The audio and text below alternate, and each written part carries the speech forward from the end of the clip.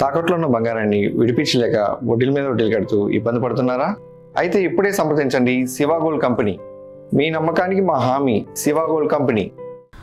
ఉమ్మడి కృష్ణా జిల్లా ఏటా కృష్ణమ్మ పరవళ్లతో పరవశించే ప్రాంతం, పాడి పంటలతో విలసిల్లిన నేల ఇప్పుడు ఎలినినో పంజా విసరడంతో విలవిల్లాడుతుంది. మరికొన్నాళ్లు కటకటా కొనసాగితే సాగు చతికిల పడుతుందనే భయం వెంటాడుతుంది. పరిస్థితి తీవ్రత దృష్ట్యా జలవనరుల శాఖ ఇప్పటికే స్పష్టమైన హెచ్చరికలు చేసింది. వరి జోలికి వెళ్లవద్దని తేల్చి చెప్పేసింది. ఆరుతడి పంటల సాగే మేలని సూచించింది. ఆలస్యంగానైనా చినుకు రాలకపోతే పంట విరామం తప్ప మరో గత్యంతరం లేదని రైతులు మదనపడుతున్నారు.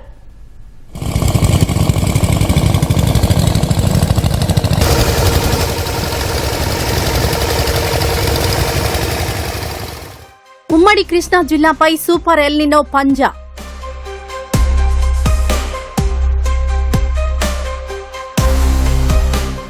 సాధారణం కంటే అతి తక్కువ వర్షపాతం నమోదు.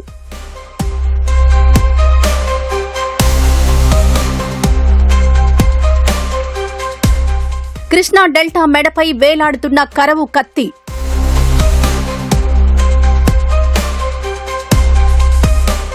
ఎన్టీఆర్ జిల్లాలో జూలై చివరికి 234 మిల్లీమీటర్ల వర్షపాతం నమోదు కావలసి ఉంది. ఇప్పటి వరకు కురిసింది 34 మిల్లీమీటర్లు కూడా ఉండదు. జిల్లా వ్యాప్తంగా 94,000 హెక్టార్లలో వరి, జొన్న, మొక్కజొన్న, కంది, పెసర, మినుము, శనగ, వేరుశనగ, నువ్వులు, ఆముదం, కాటన్, చెరకు సాగు చేయాల్సి ఉంటే పంటలు వేసింది 25,000 హెక్టార్ల లోపే. పంటలతో విలసిల్లాల్సిన చోట ఇంత తక్కువ విస్తీర్ణంలో పంటలు వేశారంటే నీటి కొరత ఏ స్థాయిలో ఉందో అర్థమవుతోంది.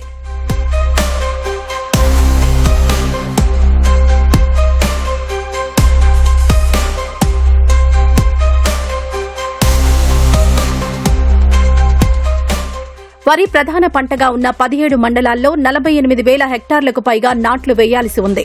కానీ చెరువులు, కాల్వలు, ఎత్తిపోతల పథకాల పరిధిలో రైతులు నాట్ల జోలికే పోవడం లేదు. బోర్ల కింద కొందరు ధైర్యం చేసి నాట్లు వేస్తున్నా ఫలితం ఎలా ఉంటుందో అని భయపడుతున్నారు. నాటేసి ఇంత ఖర్చు అయింది అనుకున్నా సార్.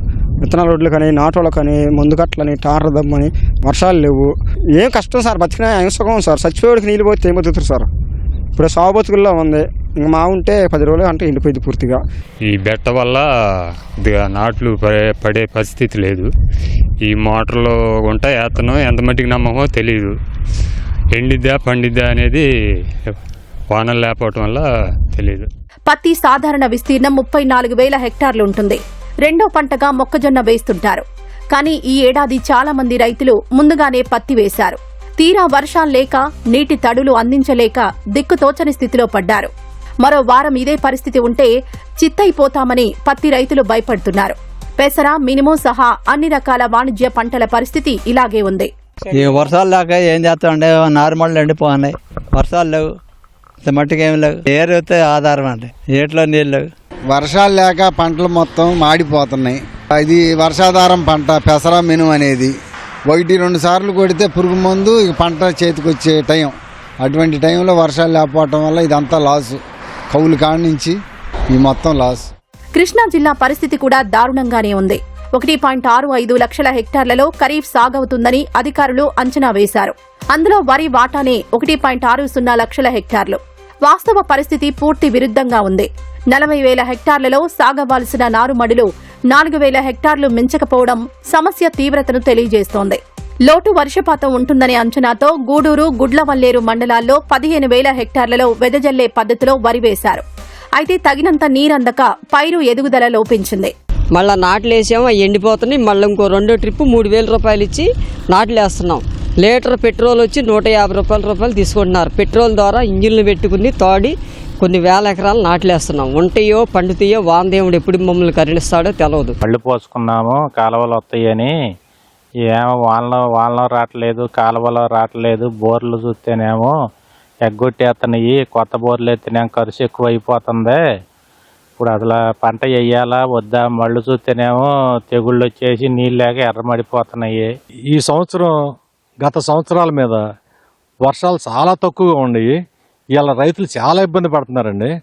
నార్మల్ పోసుకుంటే ఈ రకంగా ఎర్రబడిపోవటం, నీళ్ళు లేక, కాలువలు లేక నానా ఇబ్బందులు పడుతున్నారండి. వాతావరణం చల్లబడినట్టు ఉంటుంది, వెచ్చగా వేడి పడుతుందండి. ఎంత వర్షం పడ్డా వేడి గాలితో వస్తున్నాయి తప్పితే నీకు చల్లదనం అనేది అసలు ఎక్కడా కనపడతలేదండి.